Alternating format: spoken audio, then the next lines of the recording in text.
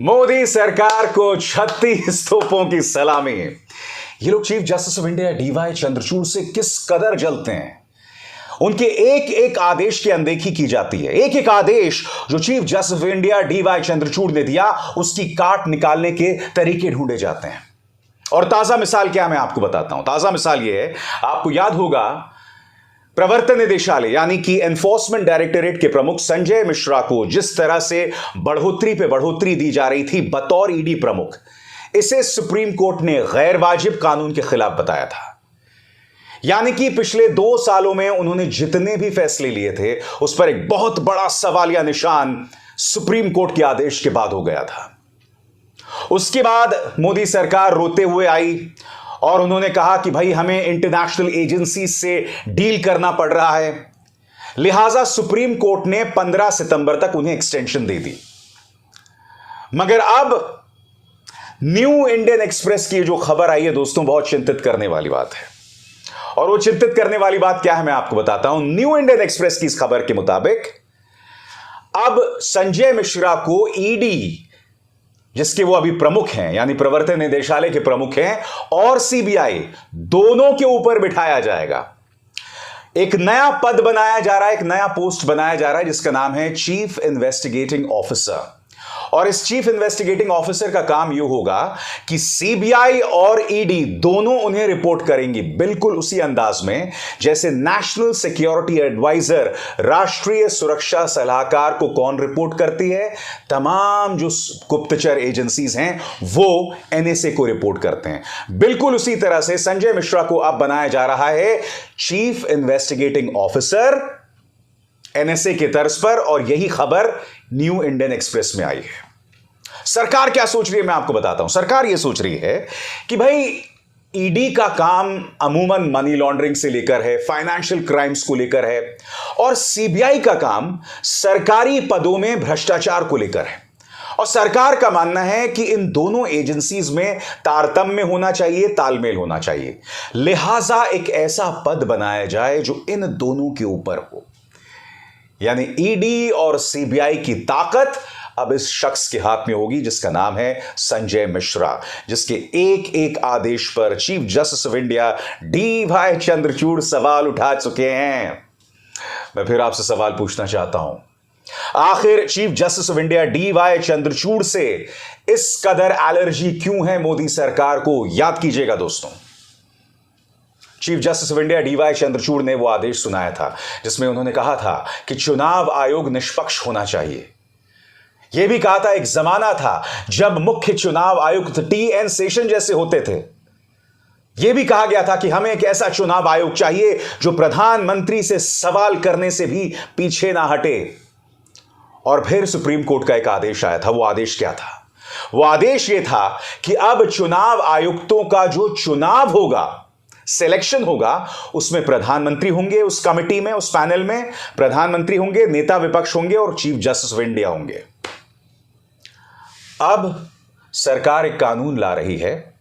उस कानून के मुताबिक इस पैनल में प्रधानमंत्री होंगे, नेता विपक्ष होंगे और एक कैबिनेट मंत्री होंगे। इसका अर्थ क्या हुआ? इसका अर्थ यह हुआ कि इस समिति में मेजॉरिटी, बहुमत सरकार के पास होगा। मगर जो व्यवस्था chief justice of India D Y Chandrachud लेकर आए थे, वो व्यवस्था क्या थी? वो व्यवस्था यह थी दोस्तों कि 3 अलग अलग लोग थे और इन तीनों में कोई तालमेल नहीं था। प्रधानमंत्री, नेता विपक्ष, चीफ जस्टिस ऑफ इंडिया। पूरी तरह से निष्पक्षता से चुनाव होता चुनाव आयुक्त का या मुख्य चुनाव आयुक्त का।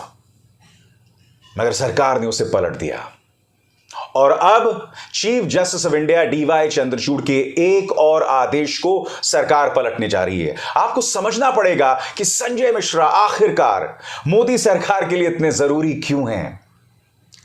क्योंकि पिछले 2 सालों में राहुल गांधी से पूछताछ हो चुकी है, सोनिया गांधी से पूछताछ हो चुकी है, सत्येंद्र जैन जेल जा चुके हैं, मनीष सिसोदिया जेल जा चुके हैं, नवाब मलिक जेल जा चुके हैं, अनिल देशमुख जेल जा चुके हैं। यानी कि एक एक करके ईडी ने कई लोगों को जेल भेजा है।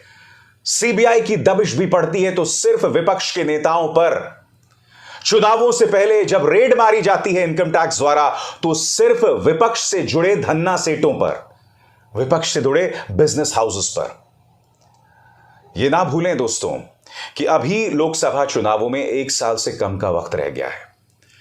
मोदी सरकार इस बात की अहमियत को जानती है, इसलिए वो चाहते हैं कि पूरी व्यवस्था उनके हाथों में रहे।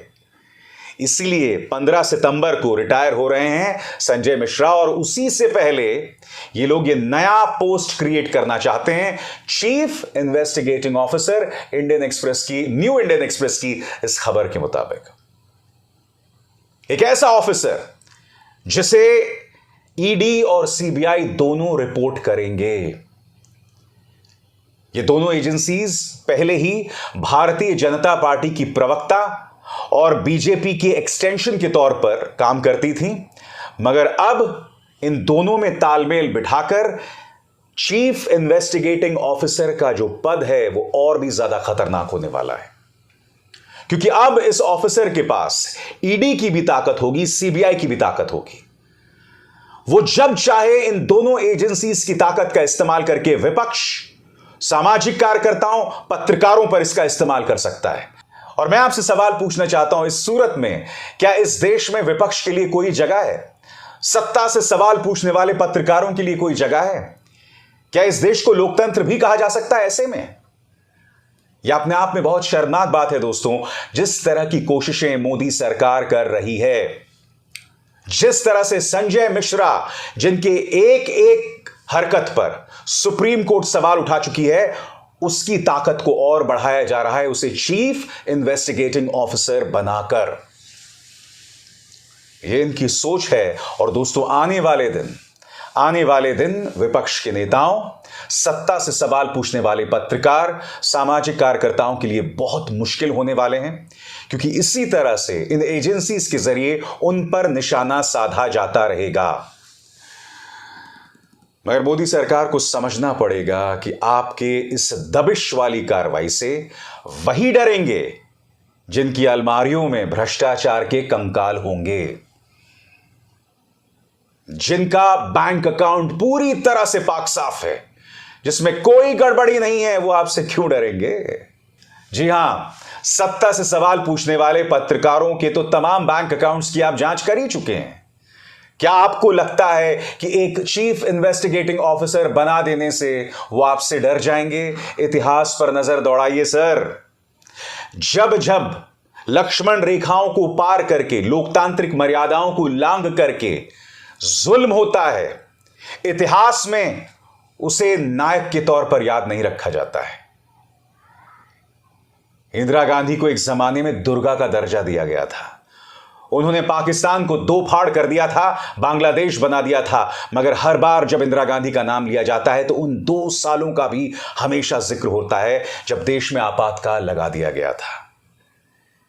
इसलिए यह मत सोचिए कि 56 इंच का सीना ठोक कर आप इतिहास में एक जननायक के तौर पर याद रखे जाएंगे। नहीं, ये जो तमाम हरकतें हो रही हैं, जिसमें आप न्यायपालिका की अनदेखी कर रहे हैं, मीडिया को कुचल रहे हैं, चुनाव आयोग को पंगु बना रहे हैं, इन तमाम चीजों की वजह से आपको याद रखा जाएगा। अभिसार शर्मा को दीजिए इजाजत। नमस्कार।